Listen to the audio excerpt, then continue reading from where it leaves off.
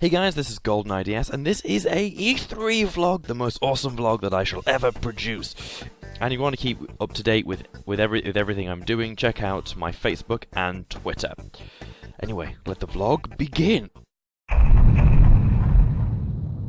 So I got up and needlessly watched Nintendo Direct, as most of you are probably aware. It's pretty poo. Well, it wasn't. It was meh. There was nothing really new to it. It was very... Hey, we're Nintendo. We're going to release a lot of new IPs to it. There were a lot of games coming out, but a lot of them were games that were already out on other consoles, and ones that were coming out, obviously, the games in 2013, we've got Watch Dogs and all this other stuff, which was impressive, because we always thought, oh, is this one running on Wii U, when we saw it at last E3, and it was actually running on a high-end PC with an Xbox controller plugged into it, but it is interesting to see where they'll go for it, and whether it'll keep up with the graphics that were set in the predecessors before it. Obviously, you had Pokemon, which I didn't see because I didn't get up early enough, and the rest of everything, yeah, it was okay. It was more meh. I haven't seen Sony's conference, but I will give that a go. But I just wasn't excited for it. Maybe that's because I literally just woke up.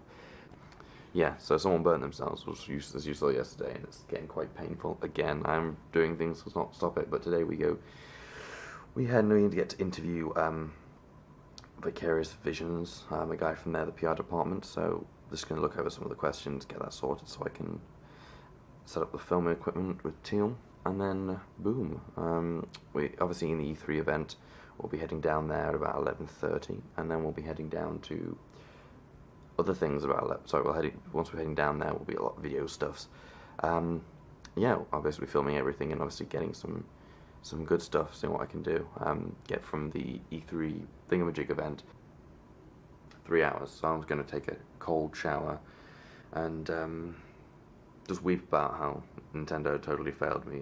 To be honest, I wasn't expecting it to be amazing. I've become much more of a Sony fan recently, mainly because I bought a PS3 late in the life of the PS3, and there's been lots of games to play. And, you know, if I played that, I've been enjoying that, but I don't know where things are going to go for Nintendo now.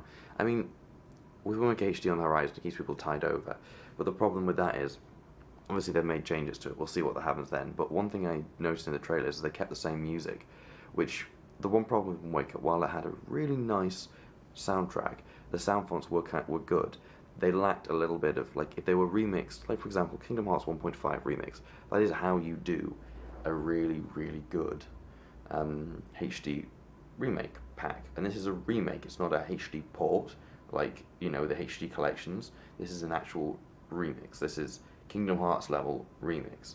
So I went to go get to the same juice bar that I went to yesterday, and it was closed, and it's 10:20 in the morning. God, closing times are strange here. You've got 24-hour shops that also have different hours on Sundays, which is very similar to the UK, because we have a law which states that we can only have most shops. This is not all shops. Things like corner shops don't have to abide by this law, but will only can only be open for 6 hours during the day. So usually most shops go for 10 to 4. Some have an hour beforehand where you can preview your stuff or your wares and then buy them when it hits 10, which always seems a bit weird.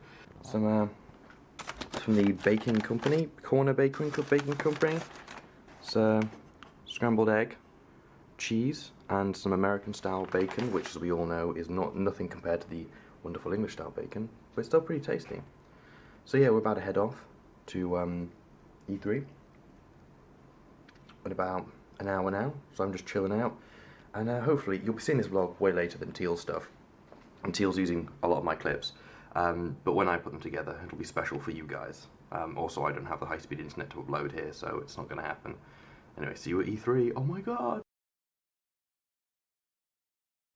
Hey guys, this is GoldeneyeDS, and welcome to the next part of the vlog. Yes, so this is our journey to E3, walking to get our tickets, which you can see there. It's me and Teal in the bright sunlight, getting the tickets, and then walking back. So this was basically what they call West Hall, or this was South Hall, sorry. And this was our journey inside. The first time going inside to be part of E3, this is where we were supposed to go. Well, we wanted to go here first because of a few things that were there. Just have a look around the general floor, and then go and have a look at Sony and Nintendo, who are in the West Hall. And Microsoft, obviously, but you won't see anything about that here. So yeah, it was amazing walking in there, absolutely amazing. Just the main hall, there was this massive... it was something for Wolfenstein, There was Kingdom Hearts poster, the 1.5. Obviously nothing for 3, because it's just a development thing. You know, there was Lego, Marvel, Nuff Said in the corner. You had Plants vs. Zombies everywhere. There was a lot of that. Apparently there were 3 new games, as Teal will say later on. There was, I think that's Final Fantasy in the corner. There's a lot of E3, and this was huge. And this was only one of the 2 halls that were available for games, or for the shop floor. And this was us now going up. You'll have seen this before. It's the introduction to the vlogs. And I'll just let you see the first sort of experience of walking into the halls for you, so you have some idea of what that was like.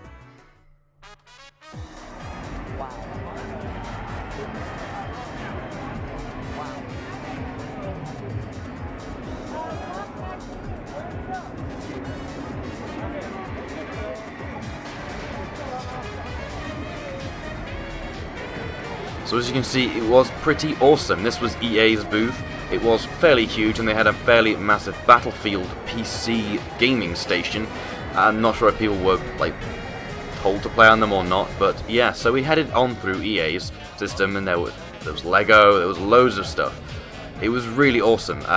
As you can see, the hall's pretty damn big. I've been to like London Convention, which was probably a little bit busier than this, but like London Comic Con. But this is being a trade event. This is really impressive. There was just so many people there. So yeah. Oh, I had to put this piece of music in because it's so awesome. It was really awesome. There's Lego stuff, which we didn't actually have a look at, the Lego games. And there was Ubisoft as well, which, again, we didn't have too much of a look at. Mainly the main offering was Assassin's Creed 3. There was Fantasia, which I was kind of interested in. And there was Activision Blizzard, the guys who shipped us over here. Awesome job again. This was an amazing experience. They had this massive wraparound screen, which they played different demos on from their latest games. Skylanders was the one we got to see on our own special, like, 10 people that were there. It was absolutely crazy. And then this was War Games. I think it's War Games. Nope. World of Warships, which was pretty awesome. Right next to Bethesda, which I think was showing. There was loads of random Nazi-esque clips that were shown because of Wolfenstein. And this was Square Enix's special booth, which later we weren't allowed to go back into.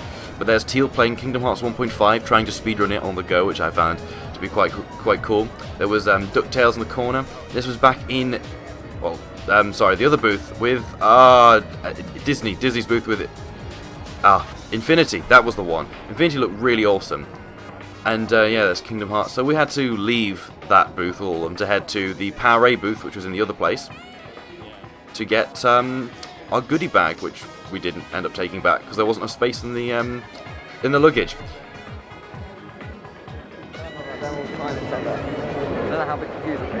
So we're here. Fuck yes. And we should buy something from the merchandise store, definitely. And we did. The thing we bought from the merchandise store was a t-shirt. Large, and I didn't realize it'd be so large, but it fits for now, and I'm getting fatter, so there we go. That's all that matters. So yeah, who thought we'd be doing this 3 weeks ago? It's really weird. There's 3 new Plants vs. Zombies games. There's the God of Warfare, which is the first person shooting Plants vs. Zombies. There's the second one, which is it's about time for the most part. And then there's the new favourite one. Yeah. All in the space of like a year. What's that now? Like they did nothing for a few years, and now what? Loads of Plants vs. Zombies. Sunburn. All of the stuff there. Oh, we could have picked up our badge from here. Well, we head on to go to the Power A booth and to Nintendo, Sony, Microsoft, and the other publishers in the other hall. There were a few of those like Atlas. This is walking to the second hall. I knew it was going to be hot. It's like Plants Square. And it's... Oh, look at that. All in one input one. It only has one input. All in one.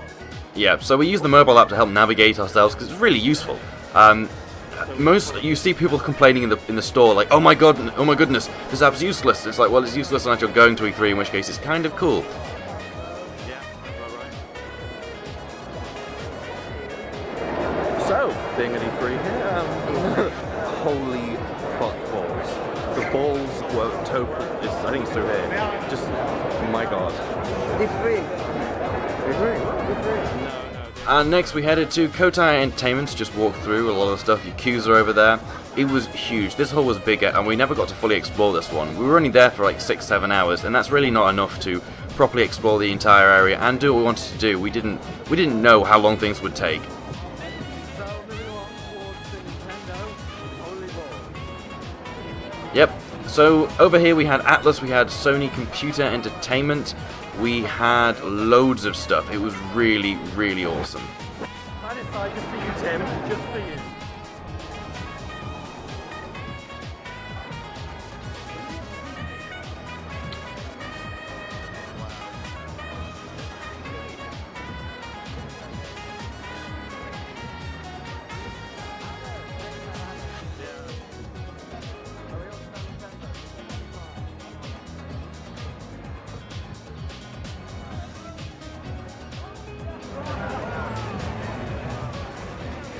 So the first game we had a look at and queued for was Mario Kart. Actually, that's a lie. The first game we queued from was Mario 3D Land. No, Mario Land.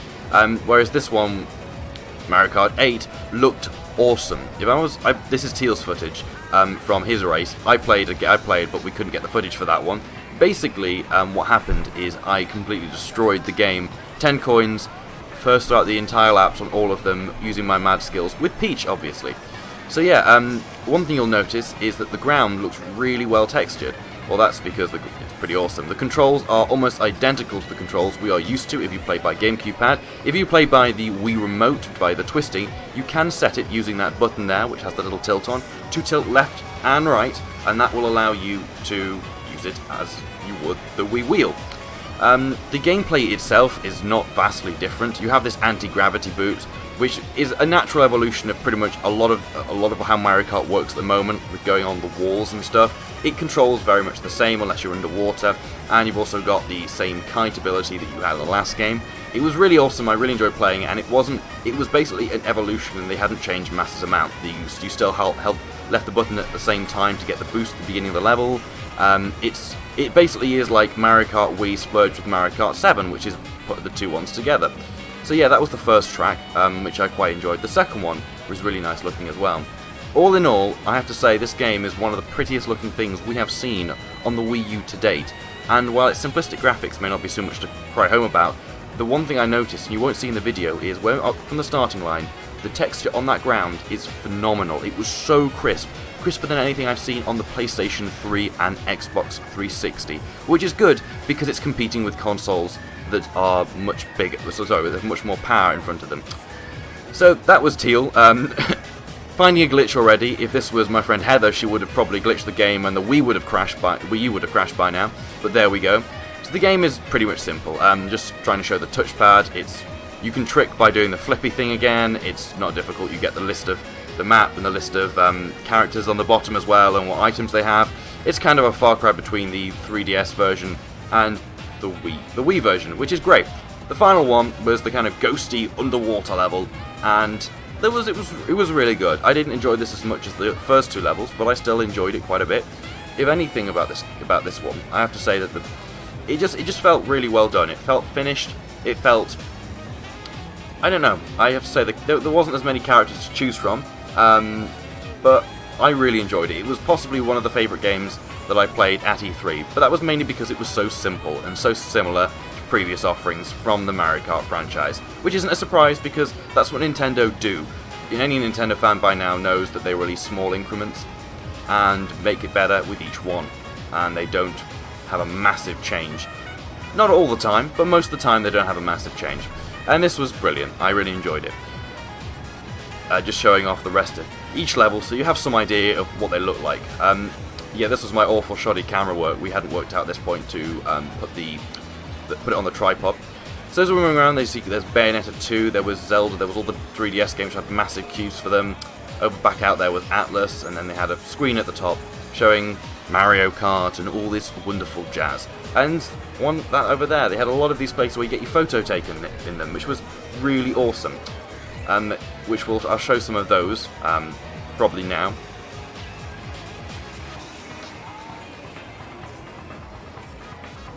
So the next thing we played, or moved to play, was Zelda HD. Now I have some pretty big qualms about this game so far. While it looks good, it would look good originally if you upscaled it on a damned emulator because of the art style of it. It's kind of a timeless art style that doesn't rely on the console itself. However, I noticed that the shader and the just everything looks so much sharper and so much more detailed, and I don't know, I found it worked really well. Now this was one of the things which I quite liked. You could change things on the fly, and you could also play the entire game on the touchpad, which was good. Now there was no option to skip cutscenes, which riled me, but there we go. Now one of the biggest standout things at E3 for me, now this sounds strange, but the things I enjoyed the most was Wii U Party, or whatever it's going to be called. Now, brilliant. Now this one was really awesome. It was a compilation of loads of minigames. This is basically a little football minigame, a tabletop football minigame, which controlled really well and was really, really fun. Like, you could just play that with a bunch of people. Now there were over 100 games, we were told, in this collection, and one of them, which we don't have footage for, is where you take a photo, where one person takes a photo of themselves doing a certain pose. For example, I just got crapped on by a bird. That wasn't what they had, but things like that. And then you had to guess which one they were putting their face. And if you guessed it, the person won point. The person who took the picture wins points, and the other person wins points. So the idea was you want to make it recognizable, but not so everyone gets it. Because if no one gets it, you don't get any points. And there were a load of things like that were really interesting, and there were a load of minigames that were already on show. And this just felt really refined and just actually a very good party game. And that's what Nintendo, I think the Wii U especially, has been lacking.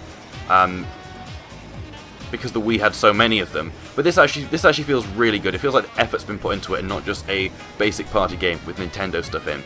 So that was awesome.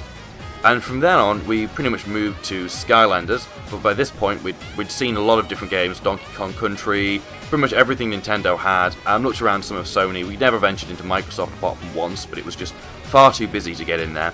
And then we headed to our Skylanders special press event, which I'll talk when we have some Skylanders footage in a few seconds. But yeah, for those of you who are wondering who wins, sadly, you'll see in a bit, but it pretty much reflects how everything with me and Teal, unless it's Brawl or Mario Kart, goes with us. It's ridiculous. 3-3, and is it going to be a tie? Probably.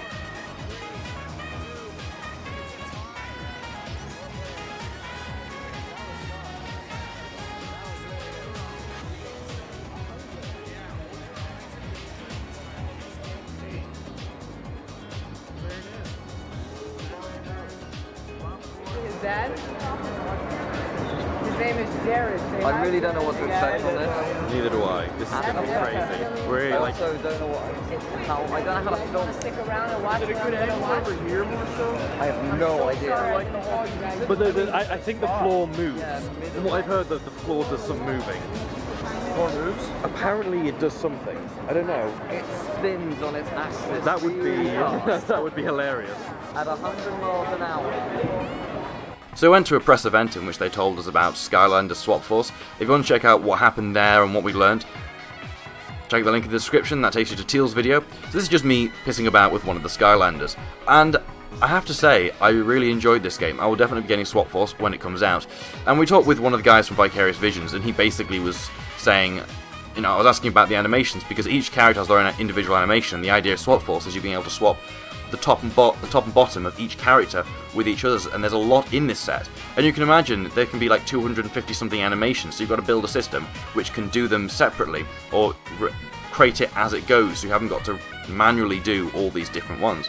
And it was really interesting talking with him. Again, Teal asked a lot of questions, and we talked a lot of the technicalities to do with the music as well. And we actually talked with the CEO of Vicarious Visions. He was lovely, and it was really awesome. It was the meal after this.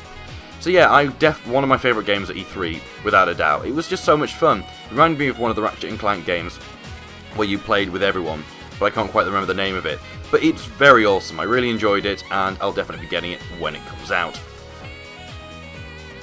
So that about wraps up everything we did at E3. The next day, we took a look at a few things, which I'll save for the next day vlog. And yeah, this was pretty much it. We had a really nice meal, and we just messed about with Skylanders.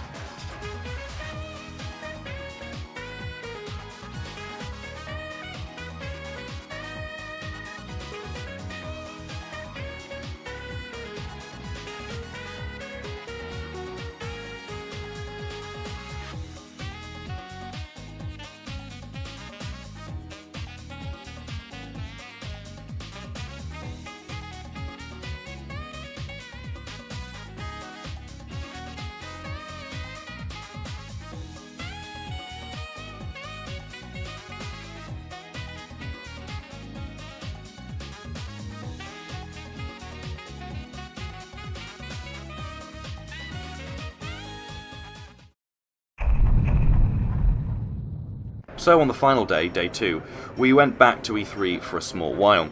We spent about 2 hours there before we had to head back and catch our flight. While we were there, we checked out Kingdom Hearts again, we checked out a few more Nintendo games that were on offer, and we also checked out Final Fantasy X. And I'd like to quickly talk about Kingdom Hearts 1.5 and Final Fantasy X 10.2 HD, and compare them, and compare the effort and the love that's gone into them. Final Fantasy X, well, let's start off with Kingdom Hearts 1.5. It's an incredibly crisp game. It looks so sharp. It's running on the Kingdom Hearts 2 engine, or something similar thereof, because you can skip cutscenes, and the way the game feels is Kingdom Hearts 2-esque, the way it looks as well. Now, it still feels like good old Kingdom Hearts 1. It's still an awesome game, but the features they've added in are really cool. It's basically the final mix version, but basically just the skipping cutscenes and the way it controlled, it just felt really, really nice. A lot of love went into that port. It wasn't just a HD upscale like a lot of them are. It was actually re-rendering everything, and they retextured things, and some of the character models were rendered at a much higher rate than the original PS2 version. Now we have a look at Final Fantasy X, and we realise that obviously Square Enix only care about one of their main franchises than Final Fantasy 15, which, oh my god, I'm so looking forward to. The problem I found with it, and I didn't take any footage of this because it's probably going to change, but what I played of it, which was a demo, you couldn't skip cutscenes for one, and you know what Final Fantasy X is like with cutscenes. The ability to skip it would be awesome. They put it in every other Final Fantasy game since then, and it should be in this one. There's no reason other than laziness not to put it in. And it didn't have it, which annoyed me, because the demo was, from the very beginning of the game to just after the fight with that big balloon monster when you land in the Zanarkand ruins, which is really terrible because most of that is actually cutscenes. So I was sat there watching cutscenes that I'd already watched before that looked decent enough in HD. I don't think they were. I think they were rendered to a high level, but I don't think they were remastered per se. The music was the same, which is my biggest qualm with games. Just remix the music, make it better. Kingdom Hearts 1.5 again does this fantastically well. And then there was a lot of lag and a lot of frame stuttering, and it was usually in the bits when there was high motion. The character models look sharp, everything looks sharp, but then again I get the same thing from my emulator if I upscaled it. And this is the big thing with HD ports, is that I can play it on an emulator and I can get better quality. Now, this isn't always the case. With Wind Waker, that's not the case at all. It's a completely different engine. It looks fantastic. There's a lot of bloom going on. It looks very nice. And also, there's a developer's commentary which Miyamoto, I think, talks about a lot of cool stuff. Though you can check that out. But yeah, it felt like I think it's got a couple of months now to release. They need to straighten a lot of things out, or I won't be buying it. Simple as. They didn't have 10.2 on the show floor at all to take a look at. It was just.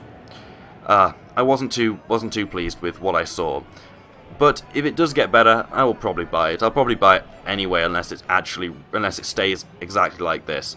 So that was the second day. We then rushed back to the hotel where we copied all our footage for each other. So we each had a copy. We got in the taxi together and we flew to the airport. I'll quickly go over basically what happened at the airport. We both arrived. Teal arrived a little later than he would have wanted to, but went through. I found the TSA not as bad as when I went through Heathrow. I got drug tested twice, as in that little thing which they put in your bag and stuff. Because I think the one at the time I turned around because I thought someone was shouting at me, and they weren't. So obviously that looks suspicious or something like that. On the way back, there's just a guy who was just kind of taking the mick, really.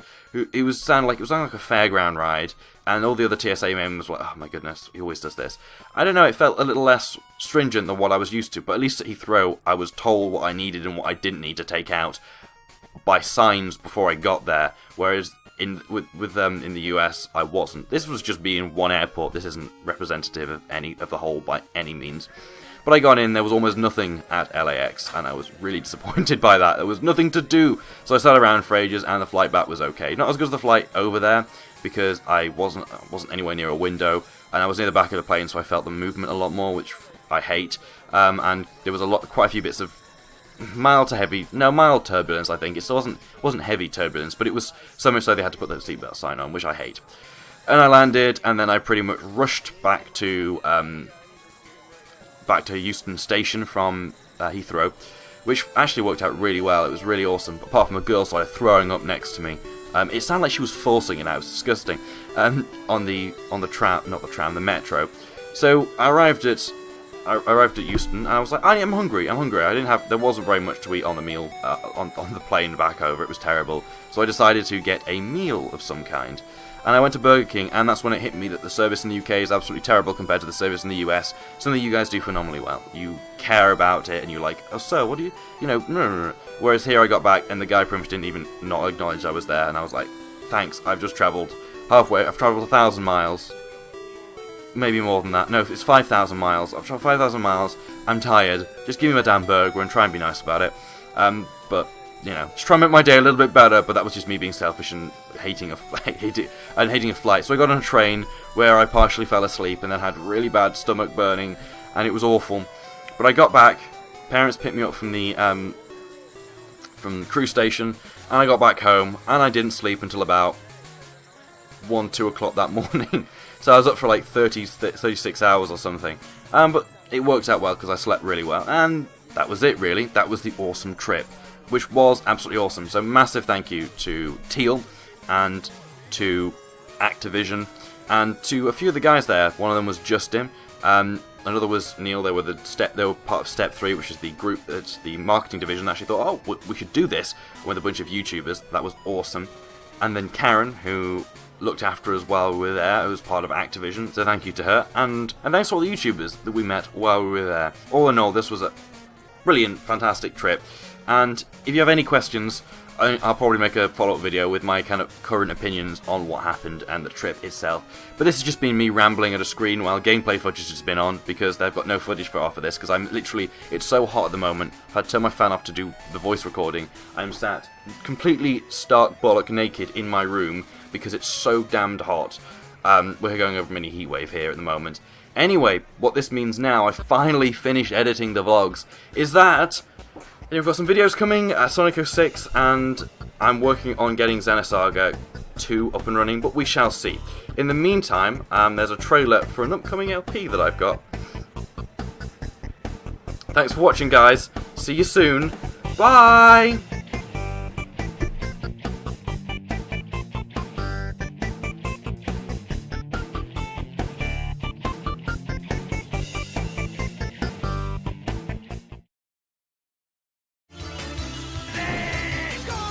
Come and get me!